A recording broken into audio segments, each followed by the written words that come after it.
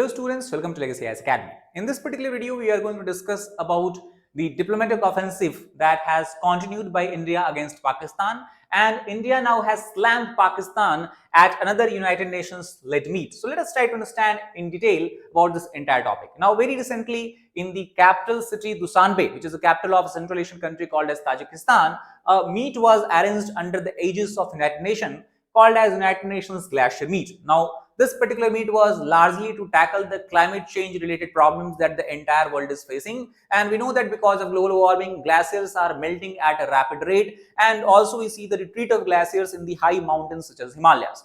So taking that into consideration, UN has declared 2025 as International Year of Glaciers Preservation. Now to ensure that all the countries which are having glaciers within their territory should take collective action to ensure that glaciers can be prevented, protected and preserved, UN Glacier Meet was held. Now it is in these meeting, Prime Minister of Pakistan Shehbaz Sharif has led a charge and accusation against India that India is violating the Indus Water Treaty. And against this particular charge, the Indian delegation that was led by the Minister of State for Environment, he has clearly dismissed all the accusations hurled by Pakistan as such. Now Pakistan, in this regard, the minister has clearly stated that Pakistan has continuously supported cross-border terrorism, and the most recent example is of the dastardly attack carried by the terrorists backed by Pakistani military, ISI and the government in the Pahalgam region of Jammu and Kashmir. So due to its continuous support for the cross-border terrorism, it is this decision of Pakistani establishment which is affecting the proper implementation of the water sharing agreement that was signed between the two countries with the mediation of World Bank in the year 1960 called as Indus Water Treaty. The summit, as we have discussed, was held in Dushanbe, Tajikistan. Here Minister of Environment, State Minister of Environment Kirti Singh has emphasized how Pakistan is violating the treaty by promoting and fostering terrorism as such. Now let us try to look at the map. So as you can see, in the Central Asian countries bound or surrounded by Uzbekistan, Turkmenistan, Afghanistan in the west, then you have Kazakhstan, Kyrgyzstan in the north, and then further you have China, and then you have Afghanistan, and slightly as you can see in the eastern side also you have China and then Kyrgyzstan as such. So surrounded by all this country, you have a country called as Tajikistan. The capital of this country is Dushanbe, and this is where the meeting has taken place. Now if you look at the statement given by the India's minister, he has clearly stated that we are appalled by the attempt of Pakistan to misuse the forum and to bring in unwarranted references. Now let us try to understand why this is very important remark, because if you try to understand, this entire summit was related to climate change and how to preserve, conserve and protect glaciers as such. So the Pakistan decision to bring the bilateral issue between two countries, to bring the issues of Indus Water Treaty does not make any sense. It was unwarranted in nature, and it also does not fall within the purview of the forum, because UN Glacier Meet has nothing to do with the political decision making or security related threats that India faces largely. Thus, however, he has said that we strongly condemn such an attempt by Pakistan. First of all, it is trying to bring unnecessary and such issues which do not require and warrant the attention of this forum or meet, first of all. And second, also he has clearly stated that it is an undeniable fact that there have been fundamental changes in circumstances since the Indus Water Treaty was signed.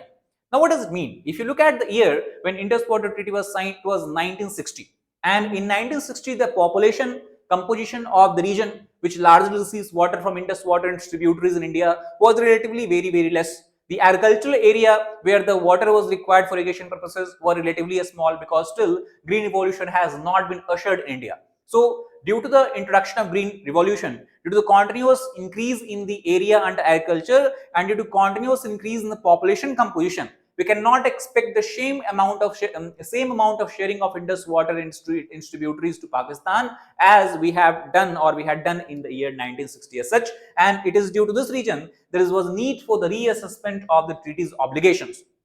So even before Pahalgam terror incident, even before Operation Sindoor, India already has communicated its desire with Pakistan that it want to again renegotiate the Indus Water Treaty, take into consideration the current realities of the topography or geography as such. Now also we have to understand that India has slammed Pakistan in this meeting, and also Minister said that Pakistan should not be blaming India as far as the abeyance of Indus Water Treaty is concerned, because the treaty's preamble clearly states that treaty is not guaranteed sharing of right or guaranteed transfer of right of Indus water from India to Pakistan. It was signed and it was brought into effect largely in the spirit of goodwill and friendship between both countries, and that honoring the treaty in good faith is essential. What basically it means? It means that if the goodwill and friendship between both countries disappear, the India will not have any what you can call as a restriction in removing itself from the Indus Water Treaty or exiting the water treaty itself. And this seems to be the case because obviously over last 50 years, Pakistan has continuously supported and has given refuse to the terrorist organizations such as Jaish-e-Mohammed, Hizbul Mujahideen, Lashkar-e-Taiba, who are enjoying impunity in Pakistan, and they are being given fund, they are being given weapons and training by the Pakistani establishment. Utilizing those, they are entering illegally into India's border, carrying out terror attack, and then they are retreating back. So obviously we cannot expect any goodwill and friendship to hold between both countries, and that is why it is necessary that treaty should be renegotiated and India can change its stance whenever it seems fit. However, the unrelenting cross-border terrorism from Pakistan interferes with the ability to exploit the treaty as per its provision. Pakistan, which itself violates the treaty, should desist from blaming the breach of treaty in India. Obviously, it is India that has put the treaty on abeyance. But why India had to do so? India had to do so because the continuous threat and the support Pakistani establishment has been providing to the terrorist element as such. So Pakistan, on the other hand, talk about the Shahbaz Sharif, who is the Prime Minister of Pakistan. He has again parroted the same line said by Field Marshal Asim Munir of Pakistan. So he said Pakistan would not allow India to cross the red line. That is very common statement that you see coming from the Pakistani establishment, whether it is the political establishment or whether it is the military establishment, by holding the Indus Water Treaty in abeyance and endangering millions of lives for the narrow political gains as such. Now let us try to understand about a brief background of this particular treaty. As I told you, treaty was signed in year 1960. From India's side, the delegation was represented by Prime Minister Jawaharlal Nehru. From Pakistani side, it was General Ayub Khan, and then you have the mediation being done by the World Bank. It was signed in Karachi, that is in the Pakistan as such. And exactly September 1960 was the date. Now, what does treaty basically states? If you look at the Indus River system, there are total 6 rivers. One is the Indus River, which is the major river, and then 5 tributaries from which it receives the water. As you can see, from the west to east if you come, you have Indus, Jhelum, Chenab, and then further in the east side you have 3 rivers, Byas, Ravi, Byas and Satluj. Now, as per the provisions of this treaty, the water right over the 3 western rivers, that is Indus, Jhelum and Chenab, was granted to Pakistan. That when Pakistan will exclusively use all the waters flowing in these 3 rivers. Similarly, the water rights over 3 eastern rivers, Byas, Ravi, Satluj, were granted to India.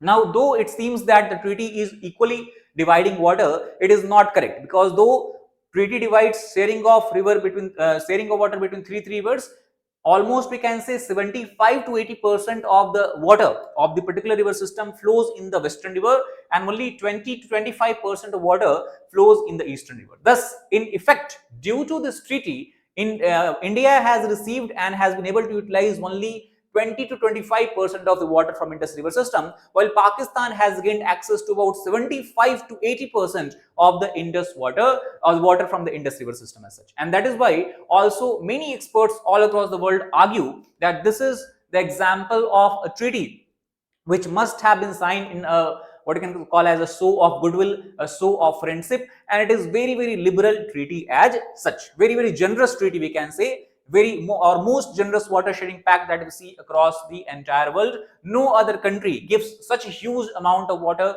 to the lower riparian state or lower riparian country as such, because everyone first of all look at their own interest as such. Now, under the pact, India will have limited non-conjunctive use of the western river. That means over the Indus River, Jhelum River, Chenab River, India cannot build a large-scale dam to use the water for its own purposes, whether it is for agriculture purpose or for any other purposes. It can only use the water for such purpose where water flow or the amount of volume water flowing to Pakistan is not reduced. So, generation of hydroelectricity, in the case of navigation, and for the fish culture. It was only these 3 activities that was permitted by India on the western rivers as such. On the western river, India's uses has been minimal, limited to the run of the river hydropower project that India has commissioned.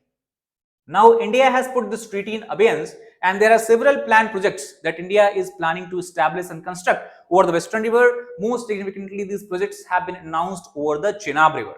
Now, these projects are Pakaldul, Ratle, Kiru, and Sawalkot. All of these are dams, and the main purpose is largely to generate hydroelectricity utilizing the potential of the water velocity. So, combined storage capacity of existing and upcoming projects on the western rivers and their tributaries still remains very modest. That means in short term, India will not be able to develop such large scale infrastructure projects that we can significantly reduce the flow to Pakistan. But maybe in next 20-30 years, obviously we can develop infrastructure projects and can then use the water of the western river also for consumption purposes such as irrigation for agriculture purpose and all that. Now, why Pakistan is so much worried about the abeyance of Indus Water Treaty? And this can be understood from the simple fact. We know that Pakistan still is largely an agrarian economy. And if you look at the map of Pakistan, it is the western part of Pakistan where largely agriculture is or farming is done. Because if you go on the eastern part of Pakistan is where largely agriculture or farming is done. Because if you look at the western part, you have a mountain ranges, and then further you have basically a kind of dry land arid areas as such. Now, if you look at this particular area, it is to this region where the Indus water river flow through, or Indus water system, the rivers of Indus water system flows through. So, example, you have Indus river, Chenab river, Jhelum river, and then you have Ravi and Satluj carrying all these water. They go to Indus, and then from Karachi they exits, or basically they go out in the Arabian Sea as such. So, it is this area where you have the large scale production of wheat. We can say wheat is the staple food of Pakistan. So, any change in the amount of water flowing to these territory of Pakistan will significantly decline the amount of wheat being produced by the Pakistani farmers. That will also cause food insecurity or will disturb the food security situation in Pakistan as such. Then here and there you can see the green pockets is where rice is produced. And then as you can see C and C, which is written here, this is the area where largely cotton is growing. So, if you talk about the agricultural landscape of Pakistan, it is largely growing three types of crop: rice, wheat, and cotton. Wheat and cotton is the dominant crop, and rice is grown in some patches here. So, if water flow is reduced to this particular region, if India decide to construct large scale dams on the western rivers of Indus water system, the 80% of Pakistan's agriculture and around third of its hydropower will be impacted severely. Pakistan could also feel the impact, especially during the dry season when water availability is already at its lowest. That can also cause problem in ensuring adequate amount of drinking water supply to the huge population that you have in this provinces of Pakistan as such. And also other thing is that Pakistan will not know how water fluctuation is going on in the rivers, because now India has put the treaty in abeyance. That means India is not largely, we can say, India can now stop sharing flood data with Pakistan and water data with the Pakistan as such. Now, what is the future possibility? Currently, we know that India has put the treaty in abeyance. That means India has currently put the treaty in the state of temporary suspension as such. However, if you look at the possible options India has, it can make an option to make a legal exit from the Indus Water Treaty. That means all the provisions of Indus Water Treaty can simply be what you can say, India can simply decide not to agree with any of them. And this is possible because you have an international law called as Vienna Convention on the Law of Treaties, and under Article 60 of the VCLT 1969, it permits any state here refers to a country or nation, to suspend or withdraw from the treaty in the event of material breach by the other party.